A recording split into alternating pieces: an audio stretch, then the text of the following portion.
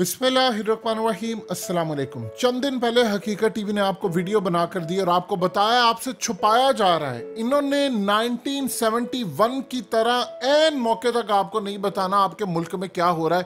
तब भी कौम से झूठ बोला जा रहा था, अब भी झूठ बोला जा रहा है। फाइनेंशियल टाइम्स ने इस दफा खतरे की घंटी नहीं बजाई। उन्होंने आपको बता दिया है कि आपका मुस्तकबिल तबाह हो गया है, पाकिस्तान का खेल खत्म हो गया है, गेम इज ओवर हो चुकी है। और हैरान कुन तौर पर किसी उर्दू न्यूज़पेपर ने फाइनेंशियल टाइम्स की स्टोरी को कवर नहीं किया। अब जरा सुनते जाइएगा उन्होंने आपको क्या कहा है। उन्होंने कहा है कि आपका मुल्क बिल्कुल जमीन बोस हो गया है और इसको सिर्फ कवर किया है एक्सप्रेस ट्रिब्यून ने। उन्होंने कहा कि आपकी इकोनॉमी मुकम्मल तौर पर कोलैप्स होने जा रही है। आप बिल्कुल श्रीलंका वाली सिचुएशन में आ गए हैं और बिल्कुल आपका हाल श्रीलंका वाला होने वाला है। लोगों को अभी अंदाजा नहीं है श्रीलंका के साथ इस वक्त चल क्या रहा है। आपने तो ये देखा कि श्रीलंका डिफॉल्ट कर गया, लोग सदारती महलों में घुस गए, लोग आगे चले गए, लोगों ने मुकम्मल तौर पर वहां पर लोगों को उठाकर बाहर फेंक दिया। हालात इतने ज्यादा खराब है कि अभी श्रीलंका की जो हालत है वहां लाइफ मेडिसिन नहीं है, वहां लोग मर रहे हैं, बहुत सारे लोग छोड़कर चले गए हैं मुल्क। और सबसे बढ़कर जो कम से कम 15-20 साल तक उसके असरात रहेंगे। इसी तरह है कि आपको कोई जहर काट दे और उसके असरात रहते हैं। ये इसी तरह है जिस तरह पाकिस्तान की टीम और श्रीलंका की टीम के ऊपर जो मामला तो यानी श्रीलंका की टीम पर हमला किया गया और वो हमले में अल्हम्दुलिल्लाह बच गए, लेकिन आपको रिवाइव करते करते कम से कम 13-14 साल लग गए। ये तो वो सूरत हाल है कि जो सिचुएशन है सिक्योरिटी वाली। अब वो कह रहे हैं कि कंटेनर्स आपके खड़े हैं, बिल्कुल आपने IMF के आगे सरेंडर कर दिया। और फाइनेंशियल टाइम्स की रिपोर्ट में सबसे अहम बात कही है एहसन इकबाल ने।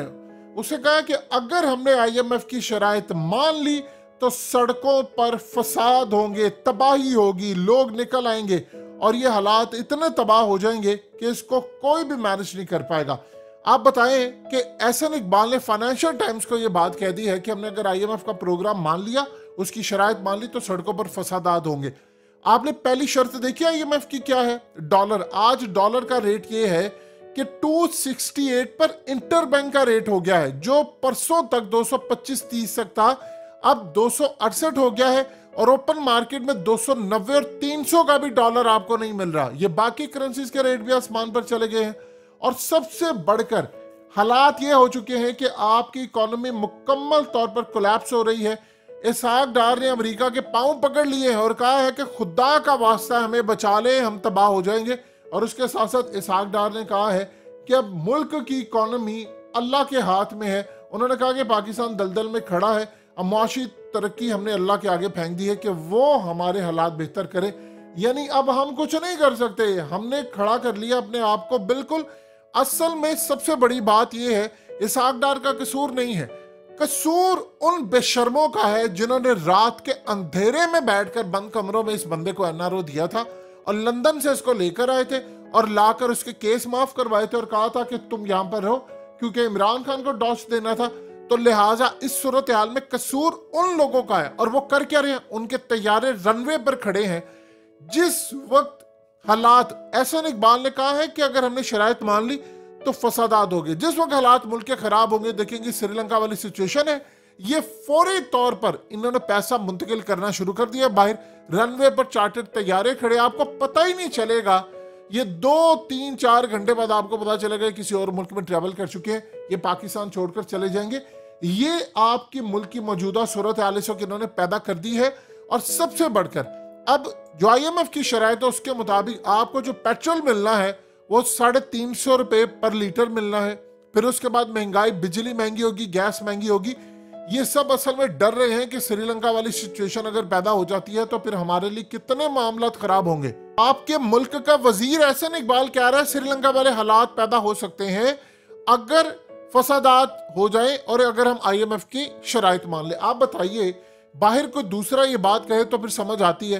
ये पूछो जरा इन लोगों से, इन लोगों ने किया क्या अमेरिका की साजिश में बैठकर?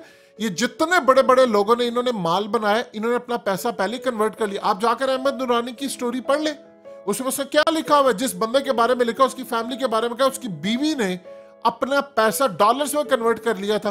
तो आप बताएं कि जब डॉलर का रेट इनके 100 रुपए का था तो इन्होंने अपने अरबों रुपए कन्वर्ट कर लिए सारे के सारे डॉलर्स में। आज डॉलर 300 का हो गया, तो ये तो बैठे बैठे बिलियनर हो गए। यानी आप सोचिए कि एक बंदे को परवाह ही नहीं है, उसने डॉलर्स में रखा हुआ सब कुछ, और इन्होंने अपनी औलादों को बाहर पहले ही भेज दिया था। अब असल में आपको ये समझ आएगी, ये जो अमेरिकी साजिश थी ये बड़ी खतरनाक थी। इसमें देखिए एक चीज ध्यान में रखिएगा, इंडिया की आप सूरत हाल देखें, इंडिया आपके साथ आजाद हुआ है, उसके रुपीस की वैल्यू देख ले, अपने देख ले, टके की देख ले, अफगानिस्तान की। हमें ये कहते हैं ये बेशरम लोग हैं। असल में इंडिया कर क्या रहा है, आपकी सिचुएशन को वो कंटिन्यूसली मॉनिटर कर रहा है।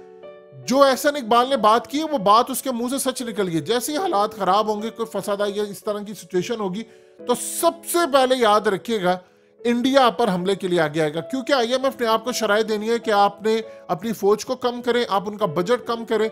जो ही आप तादाद कम करेंगे वो देखेंगे मुल्क के हालात खराब है। क्योंकि इस वक्त अवाम सियासतदानों की बजाय किसी और को कोस रही है कि भाई ये जिम्मेदार है, तो ये फौज को कम करवाना चाहते हैं। जब ऐसी सूरत हाल पैदा होगी तो सबसे पहले याद रखिएगा भारत आप पर हमले के लिए आगे आएगा। और आपके पास तो पैसे नहीं है, अमेरिका ने आपकी मदद नहीं करनी।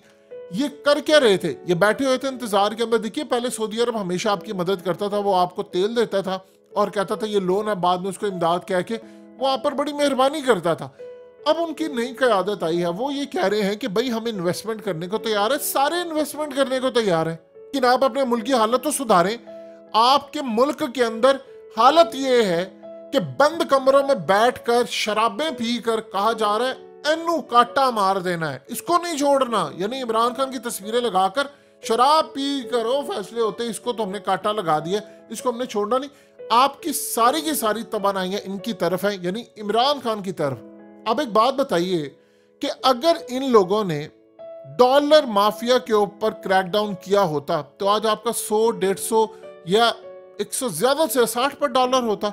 इन्होंने उनकी बजाय अवाम को नंगा करना शुरू किया।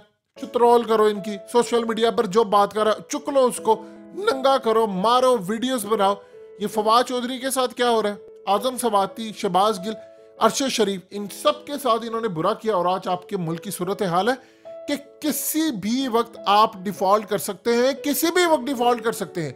ये एहसन इकबाल ने बात कह दी है कि आपका मुल्क इतने हालात खराब है कि आप आईएमएफ, देखिए दो चीजें, अगर तो आप डिफॉल्ट कर देते हैं तो आप मुकम्मल तौर पर तबाह हो जाते हैं, अगर आप डिफॉल्ट नहीं करते तब भी आप तबाह हैं। कैसे, आप आईएमएफ की शराइत मांगे, सऊदी अरब आपको पैसे नहीं देगा जब तक आप आईएमएफ की शराइत नहीं मानते। तो आईएमएफ की शराइत के अंदर तो सबसे पहली शर्त ने आपको हिलाकर रख दिया कि डॉलर 300 रुपए का ओपन मार्केट में बिक रहा है, 270 तक का तो आपका पहुंच गया। तो आप बताएं कि इस पूरे खेल के अंदर आप कहां पर खड़े हैं, आप कहां पर खड़े हैं। आप मुकम्मल तौर पर क्योस का शिकार है, मुकम्मल तौर पर आप तबाही का शिकार है। अब आपको तबाह होने से कोई नहीं बचा सकता। और इन बेशर्मों के तैयारे रनवे पर खड़े हैं, चार्टर तैयारे, इन्होंने स्टैंड बाय पर रखा है। जैसी सूरत हाल खराब होगी बैग पकड़ेंगे और उसके बाद मुल्क छोड़कर निकल जाएंगे। फिर आप जाने, आपका मुल्क जाने, और आप श्रीलंका वाली सिचुएशन में जाएंगे। और याद रखिएगा एक दफा आप उधर चले गए तो 20-25 साल तक आपका मुल्क ठीक नहीं हो सकता। और इस करंट सिचुएशन में आने के लिए आपको 15-20 साल चाहिए।